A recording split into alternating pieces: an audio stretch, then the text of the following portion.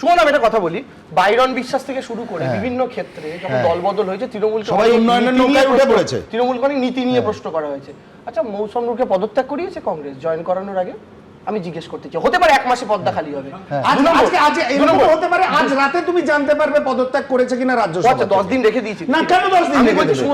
Joining কবে হয়েছে? Joining অসত্য কথা বলো না। জয়েনিং কবে হয়েছে? কবে জয়েনিং হয়েছে? হয়েছে তো 1 থেকে 2 দিন আগে হয়েছে। আমি ওটাই বলছি, ফার্স্ট ওয়ার্কিং ডে। তার ওয়েলকাম ফার্স্ট ওয়ার্কিং ডে অবশ্যই রাজ্য সভাতে পদত্যাগ করবে এবং তোমাদের দলীয় কোনো পদ আমি বলছি খুব শার্পলি দেবাংশু প্রশ্ন করেছে, কিন্তু তৃণমূল যাদের নেয় তাদের ক্ষেত্রেও এই নৈতিকতার মানদণ্ডটা যদি থাকে, এখানে কারুর কোনো প্রশ্ন করার অবকাশ থাকে না। আমি একটা লাইন যেটা আমার বলা হয়নি, আমি যে সুমনদার গোটা বক্তব্যটা যখন আপনারা রিপিটে চালাবেন বা ক্লিপ ছাড়বেন, একদম শুরুর পরিচয় দেওয়া আপনার এবং শেষে তৃণমূল বিজেপি একসাথে উচ্চারণ করা বাদ দিয়ে আপনি শুনুন তো পুরো শঙ্কুদেব পণ্ডার বক্তব্যের সাথে কোনো তফাৎ আছে কিনা?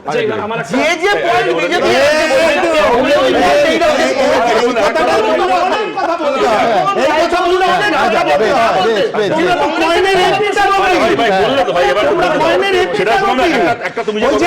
অফিস থেকে অভিষেক বন্দ্যোপাধ্যায় কংগ্রেসকে আক্রমণ করা, ঠিক ইডি অফিস থেকে বেরিয়েও কংগ্রেসকে আক্রমণ করা। এত অনুষ্ঠান করেছি তো আমি বলছি, সবাই যখন যারা ভাবুন একটা কাউন্সিলর থেকে গোটা পুরসভা দখল করে নেয়, আমি বলছি সেইখানে যদি এই মানদণ্ড সত্যি এস্টাবলিশ হয় যে দল বদল করলে পদত্যাগ করতে হবে, এর থেকে সুখের কথা আমাদের পক্ষে আর কি হতে পারে? আমি এটা বলছি, সেদিন কোথায় ছিল মমতা বন্দ্যোপাধ্যায়ের নৈতিকতা, যেদিন মৌসুম বেনজির নূরকে কোথায় জানো তো জয়েন করাইয়েছিল?